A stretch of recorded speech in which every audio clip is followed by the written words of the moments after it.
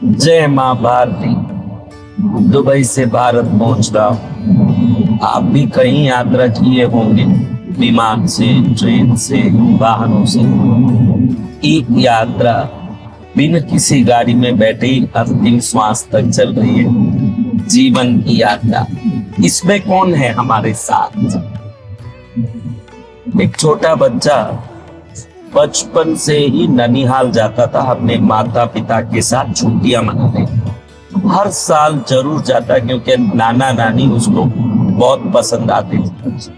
वो गांव, वो गलियां, वो छोटा सा कस्बा उसको बहुत पसंद आता था। जैसे जैसे बड़ा होने लगा वो समझ गया कि मेरे माता पिता सिर्फ मेरे लिए साथ आते हैं क्योंकि मुझे ननिहाल बहुत पसंद है। जब बड़ा होता गया उसके मन में एक सवाल खलने लगा कि जब मैं इतना बड़ा हो गया हूं तो मुझे छोड़ने, मेरे साथ रहने मेरे माता पिता क्यों आते?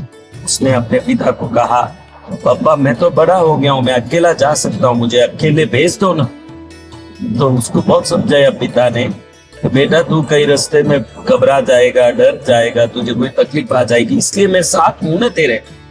पापा मैं बड़ा हो चुका हूँ, समझो ना मेरी बात, मैं पहुंच सकता हूँ अकेले। बहुत जिद्दी के बाद इस बार की छुट्टियों में पिता को मना लिया कि वो अकेले जाएगा ट्रेन में ननिहाल। पिता उसको छोड़ने आए और उसको गाड़ी में उसकी सीट में बैठाया। बड़ा खुश था कि मैं बड़ा हो गया हूँ, मैं अकेले जाने वाला हूँ ट्रेन में। बड़ा खुश होके वो निकलने लगा तो उसके पिता ने एक चिट्ठी दी उसको, उसके जेब में रख दिया कि बेटा जब भी कोई घबराहट हो, डर हो तो ये चिट्ठी पढ़ लेना। अकेले जाने की खुशी में वो बिल्कुल गौर भी नहीं किया कि उसके पिता ने कोई कागज अपने जेब के पैकेट में रखी। बड़ा मस्ती से बैठ के गाड़ी रवाना हो तो आनंद उत्साह से गाड़ी के चलने की इंतजार करने लगा। गाड़ी चलने लगी, जैसे जैसे गाड़ी की रफ्तार बढ़ने लगी आसपास के वातावरण को देखा तो कई लोग ऐसे बैठे थे जो डरावने थे, मोटे थे, बड़े थे, और इसको लगा कि इन डरावने लोगों के साथ मैं कैसे सफर पूरा करूंगा। धीरे धीरे ट्रेन की रफ्तार और बढ़ने लगी और बढ़ने लगी। इसकी घबराहट और डर और बढ़ने लगी और बढ़ने लगी। अब इसकी घबराहट जैसे जैसे बढ़ने लगी इसके अंदर एक अंधेरा सा छा गया। धड़कन बढ़ गई कि अब कैसे पहुंचूंगा। एकदम ऐसे लगा कि कोई गला घोट रहा है, चारों तरफ शोर गुल आवाज, ऐसे लग रहा है कि सब मिलके मेरे लिए कुछ षड्यंत्र कर रहे हैं। उस घबराहट में उसको याद आया कि जब घबराहट हो तो ये चिट्ठी देख लेना करके पापा ने जेब में चिट्ठी रखी थी। तो उस समय उसने वो चिट्ठी जेब से उठाई और पढ़ा तो उसने 2 ही लाइन लिखा था, बेटा तू चिंता मत कर, मैं अगली पेटी में ही बैठा हूं।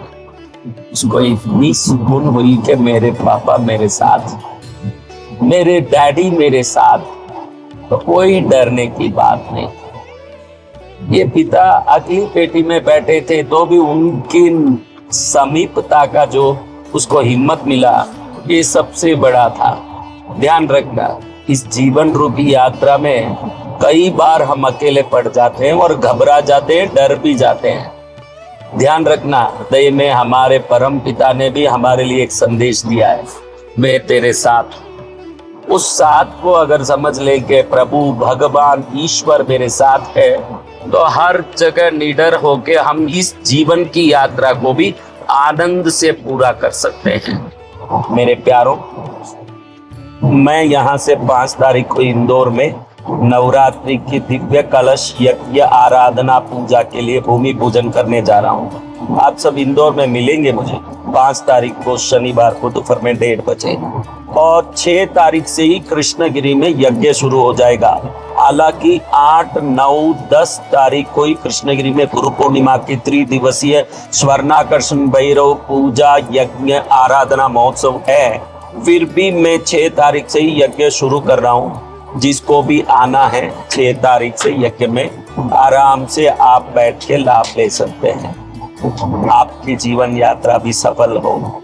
मिलेंगे भारत में।